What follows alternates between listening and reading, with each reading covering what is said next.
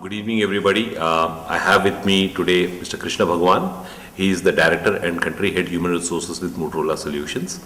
Right Management had partnered with Motorola Solutions for a career transition and outplacement program.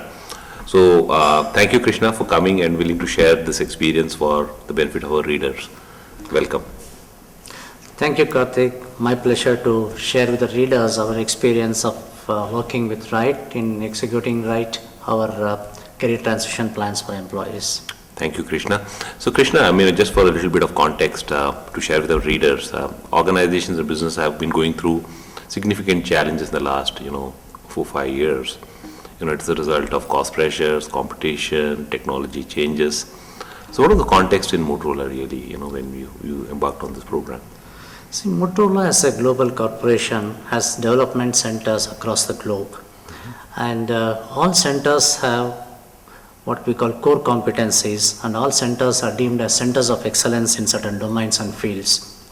Over a period, as markets change, the relevance of a center as a key competence center for a domain changes. And if we find that that skills are no longer required in the market or in the product development, we are required to resize or balance the organization with a different set of skills. Okay. So in the process, however much we try to get the balance, we are required to, what I would say, redeploy or let go of few people whose skills are not core to the corporation, but outside in the market, they are still very valid.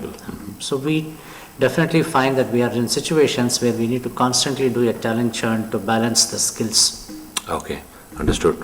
So, when you talk about downsizing or right-sizing, as you said, not all organizations, take this decision to partner an outplacement firm. Could you share, what's the benefit for it, for the organization, and importantly for the employees who get impacted? Well, definitely, it is very important to be involved or to take the support of experts in this field. Motorola as a process believes that wherever possible we draw expertise from outside agencies to deliver our best to the employees or to the customers. So to execute this outplacement or career transition or skills right sizing of the organization, it is better to have an independent third party helping us go through a checklist of what is the right thing to do, what we should not be doing, what do employees look at, what apprehensions they have, how do we address it in a very systematic and scientific way that employees feel cared for and the organization is doing the right thing. So this kind of, it's a temptation to believe that we know it and we can do it ourselves, but a third party always helps. And definitely we have seen with right management that they bring in the right support and experience in the field. So specifically around the business, so I totally can relate to what you're talking about employees, Krishna. So when you look at the organization, the business, you're taking such a decision, how does it benefit the business? See, as far as business is concerned, business is about people who are going to be part of the system, people whom we are hiring from outside, and even the people who have left us who may one day come back to the organization when we require them. Sure. So we should be the business should be seen, and business wants to be doing the right way, right thing of ensuring that we have objectively assessed what is our requirements and who are the skill sets that we are letting go, and how to execute this. So from the employee's point of view, it helps the employees to see that we are doing it in a very fair and professional manner. And we have drawn the expertise of a neutral third party expertise company or entity that enables us to do the entire thing in the right way. Okay, thank you. So, when you look at this whole process of downsizing, there has to be an element of planning, etc. So, can you just briefly share with us how do you plan this whole engagement? Sure. See, it's true. It's not done in a overnight, or it's not done in a 1 week decision. Though definitely Motorola does a careful plan of what kind of skill sets are going to be rendered surplus, and therefore who are the kind of people who are impacted.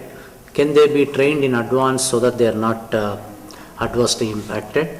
And if all things are, despite all this planning, if we find that yes, we are landing in a situation where certain skill sets or certain people are going to be impacted, then even before making a communication plan with them, we engage with a say partner like you.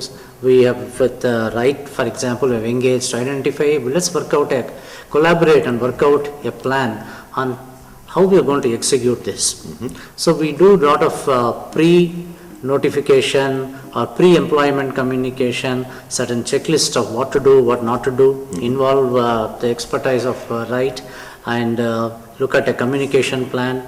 And in fact, on the days when we communicate, we make sure that we have all the infrastructure in place. We have somebody to counsel, somebody to look at, somebody would have already done a pre-preparation on what kind of alternate options that we can provide to each person. Okay. Then we have the systems in place where somebody is from right comes and updates the profiles or helps the people to reinvent or rediscover their strengths and reposition their profiles appropriate to their aspirations.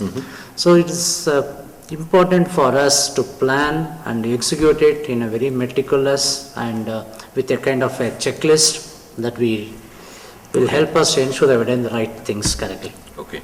So, it's interesting, as an organization, while you are right sizing, as you rightly said at one side, you are also hiring fresh talent for your new businesses. There might be a significant challenge for such employees. There might be a doubt in their minds to say, is Motorola the organization, as an example, to go, because they do let go of people. So how are you able to manage that? Yes, so the Motorola is not and will not be known as a hire and fire company. Motorola will be known as a company that is constantly reinventing itself to meet the market requirements, and in the process enabling employees to align with the talent requirements of the company. And in such cases where certain talents are rendered surplus or not usable, then the general engineer public or corporate employees working in other organizations get this clear message that the process of exit has been done smoothly, with dignity and with proper hand-holding, so that employees are outplaced into their new organizations in a very unhurting manner. Okay. So this will help build the brand equity of the company as a caring employer. This is what will help. So what I hear you say is that when organizations make this kind of investment, you also preserve your employer brand, because people in the market come to know that this was handled with sensitivity, as you said, and you are able to continue to attract talent. Absolutely. Okay. It is like, in the automobile industry, when cars are recalled for defects, how they effectively do it without, in fact, some corporations enhance their brand value by executing this whole defective parts replacement and ensuring that the company is constantly monitoring their performance on the field. We also improve our employer brand equity by saying that we constantly help people align their talent with the corporation, with our corporation internally, or help people align their talent with external world. So we are creating a win-win situation in this process, and therefore better employer brand. Okay.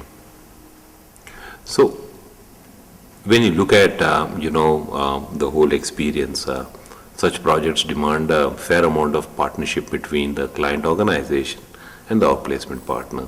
So what are some best practices, that you saw, that worked for you when you partnered right management? Basically, the amount of planning that went into before execution, like we and the experts from the right sit together, identify who are the kind of people who are impacted, what are their skills, how can they reproject themselves, and based on their previous PM ratings and aspirations, what kind of role changes they have expressed, and therefore what kind of target companies we can look at. And then for a given person, if we identify a communication schedule, we also identify that this person will come for a discussion with the expert from right to understand what next for him, take guidance from. So we have a calendarized events Okay. along with the right to say that, yeah, this is the date of communication, this is a date by which we will go through a kind of a one-on-one with the impacted employee to guide him or counsel him, then do a kind of review of what kind of skills he has, what kind of aspirations he has, and therefore reshape his CV and look at a list of target companies that he may have as his dream companies, or what we feel is are hiring in the market and the skills can be readily used. So we reduce the lead time with the right for enabling this person to get a next job as early as possible. Okay. So, employees at different levels will have different needs, In a typical organization, you will have engineers, you will have middle managers, and you will have senior employees. Their needs, in our experience could be different. So anything you would like to share about that with us? One thing we have noticed is that just because engineers from 3 to 5 years experience are easily employable outside, it does not mean that we limit our interaction with them. In fact, the engagement of our partnership is for all employees. The different needs are different. The engineers who are from 3 to 5 years experience, they just need that more reassurance that, hey, it has nothing to do with you. Okay. It is a business situation. You are per se good. You have these strengths. So they look forward to that kind of psychological comfort. The engineers who are there from 5 to 12 years experience, I would call them as those who are in the corporate adolescence. They are really the confused generation because they have lost that flexibility for jumping to any company. They have gone into a certain specialized domain, or they believe that they have to be in a certain specialized domain. So they go through a phase of confusion on, okay, what do I do next? It's like in the 10th standard of your life, you decide you want to be a medicine or engineering or legal. These engineers who have completed 5 to 10 years experience level, they need guidance from a third party expertise organization, like say, right, which can tell them, look here, you tell me let's go through some assessment of you and let's help you in where your skills will match. So we engage with right for this category of employees. Okay. And people after 12 plus years experience, they are reconciled, they understand that yes, market is very bad, and then they go through a phase of stress because they have high break even in life. And they need to go through a different kind of counseling on, look here, how do you manage your break even, how do you manage your cash flow, what do you do with the proceeds that you are getting from the company as part of separation, how to manage your next steps, how not to jump into a job that is not really your forte. So they need a lot of more advanced counseling, which an organization cannot provide. So here the third party expertise agency like RIGHT can provide to these people. Okay. So you find across the spectrum, whether it's a junior engineer or middle level engineer or senior engineer, the needs for counseling, the needs for action for different target category is different, and therefore That's amazing insights, Krishna. That's really. how So basically what I hear you say is that the youngsters need reassurance and confidence building, that they have it in them to get a job. They worked in Motorola, so they're employable. Basically saying people at the mid-career, like you said, are confused, should explore other options and have transferable skills which might have applications in other industries or companies. Absolutely. And you're saying that the security needs for a person who's, put 20 years of career life is about what next now. So some financial prudence and planning, and of course, also sometimes reinventing themselves for a second career. Absolutely. And the other point I would like to share is that these employees, especially the senior people, they have nobody to talk to. Yeah. They cannot talk to the current company, they cannot talk to the current employees, they are shy from sharing with their friends because there's a stigma attached that it's not US that when a person is impacted, it's very normal, but in India it's not so still. And one thing I can tell you, in the coming years, this is going to be a kind of everybody is going to be impacted. I think in a career of 30 years, everybody will be at least 2 times impacted in their career in the coming years. Right now, those instances are very less. So, for them to get that reassurance from a person who listens to them, first of all, there's nobody, they just need an agency to whom they can first pour out their grief, then open up their concerns and get some clarity that, look, this is how we can rebuild. So we don't have any such counseling support and professional counseling support. Yeah. They are not, again, you can't be projected as psychological counseling, to which this is not a psychological counseling. It is giving a clear career direction and trying to get opportunities in that career direction. This is the value we have seen.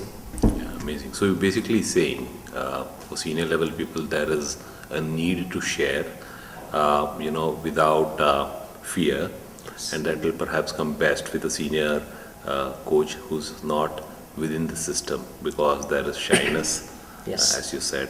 Yeah, I totally agree that there's a lot of stigma around this, fact of life, as you said, which is only going to be more prevalent. Absolutely, it's going to be extremely yeah. prevalent in the coming years. Yeah. And In fact, the whole purpose of doing this is to educate organizations that there is a service like what we in Right Management provide. Okay, Krishna, when you look at choice of partners, what made you choose Right Management? see, when we are looking for a partner, frankly, we didn't have a choice. We didn't want to go to some employee, a recruitment agency and say, can you help out placement? That's not what we looked at. We wanted to look at somebody who first has a perspective that, hey, this is not a simple process. It has to be very scientifically and methodically done. First, understand the situation, help the employee to cope with the situation, then help the employee to and develop a plan for himself or herself, and then find opportunities for him. So we didn't want to look at some company outside which can get a job for him. We wanted to work with an agency that understands the entire psychological and professional situation the employee is going through. So to get that end-to-end perspective of from being impacted to reconciling to this impact to look at seeking a direction on the next steps to achieving the actual transition, we needed one partner. And we felt that Right showed that, I would say that conceptual depth of understanding the end-to-end part of it. Okay. That's why we approached Right. Oh, thank you. The service is so people-centric, as I've understood. It's all about the employees. It's all about the people who have to, bear, the brunt of business decisions which are taken with some rationale. So, what are the feedback, for the service that was offered? How was the employee experience, and how did the partners feel about this whole process? See, first is, okay, we have had engagement multiple times. Yeah. The first few times people looked at it as company is trying to project it as a kind of an additional support mechanism. In the second phase, when we had to do things, people felt that it is required. I'll put it, first time when we presented to the managers that we are going to provide such service, they thought it is a desirable service that we are providing. Second time when the impact had to be implemented, managers themselves were asking, hey, why can't we why are you not engaging this time? Can we engage this time and make sure that this whole impact is executed with an external support like what we did last time?